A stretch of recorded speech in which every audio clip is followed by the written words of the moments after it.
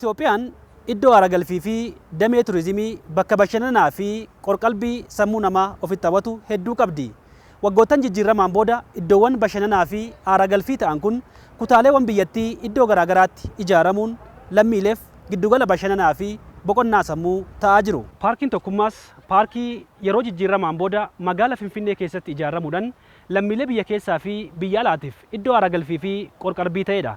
Akka duuba kootti argaa jirtan kana lammiileen biyya keessaa fi biyya alaas paarkii kana keessatti yeroo hunda bashannanaaf seenuudhaan bashannana garaagaraa gaggeessaa akka jiran waliin ilaalaa turreerra. Paarkichi lammiilee biyya keessaa fi biyya alaatiif iddoo aara galfii fi bashannanaa ta'uun cinaatti lammiileedhaaf carraa hojii hedduu uumaa jira.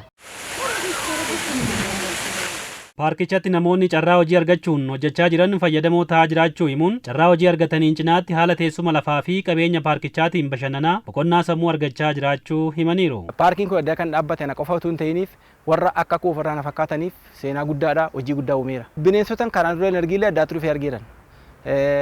Kan biyya keenya keessa jiran warra akka leenca gurraachaa iddoo garaagaraatti arguu dandeenya. Garuu iddoo garaagaraatti biyya alaatii leenci adiin jira. Warra akka aboo shammaanii yookaan iyyaa jedhan waamalee addana keessatti argamu. Isaanin TV'dhaan argaa ture malee qaamaan bira ga'ee arguu kana bashannanaas hojiidhaas seenaa guddaadha. እግዚአብሔር ይመስገን እኔ አንድነት ፓርክ ገብቼ በመስራቴ በጣም እደሰታለሁ። ገለኒ waaqayyoof haa ta'u ani paarkii tokkummaa kana keessatti carraa hojii argadhee hojjechuu kootti hedduun gammada. Galiin asii argadhuun mana kiraa kaffaladhee jiruuf jireenya koon ittiin gaggeessa. Ijoollee koos galii makanaan jiraachisaa jira. Osoon maallaqa argachuu baadhee bilisayyuu as keessaa hojjedhe haalli as keessa jiru gammachuu addaa naaf uuma. እዚህ ሰርተን በመለወጣችን ደስ ይለኛል። Turistoonni biyya keessaa biyya alaa guyyaa guyyaadhaan kumaatamaan kan lakkaawaman dhufanii as keessa qarshii kanfalanii yoo xiqqaate qarshii 300 irraa ka'eeti kan kanfalamu hanga ispeeshaal gaastii warri jedhaman illee hanga naannoo 1600 turistoonni biyya alaallee kan kanfalanii laalaniitti bashannanan jiru. Nuti immoo moor qarshiitti argadhu caala bakka kana ooluu kiyya sammuun kiyya rifresh ta'a. Paarkichi jiddugaloota bashannanaa fi aara galfii seenaa fi duudhaa Itoophiyaanotaan wal qabatu hedduu of keessatti qabaachuu ogeessi kominikeeshinii paarkichaa obbo Getaachoo Bayyanaa dubbataniiru. Paarkii tokkummaa keessatti wantoota garaagaraatu jiru. Wantoota uumamaa, wantoota seenaatiin wal qabatanii fi wantoota aadaatiin wal qabatantu jiru. Wantoonni uumamaa yoo fudhanne bineensotaa fi biqiloota garaagaraatu dallaa kana keessatti argama. Wantoota seenaadhaan wal qabatan immoo muuzeemiitu jira. Muuzeemii sadiitu jira kana keessa.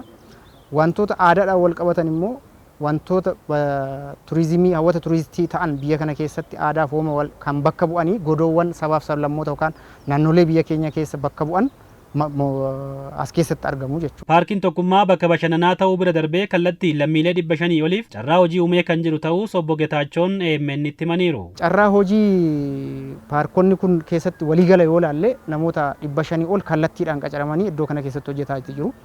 Alkallattiidhaanis immoo tajaajila garaagaraa kan kennan paarkota kana keessa jiru. Paarkichi bakka bashannanaa fi aara galfii ta'uun cinaatti bareedinaa fi miidhagina magaalaa Finfinnee dabaluun Finfinnee magaalaa jireenyaaf mijooftuu taate taasisaa jiraachuus obbo Getaachoon dubbataniiru. Magaalli Finfinnee guutummaatti haalli inni duraan ture akka jijjiiramu taasiseera.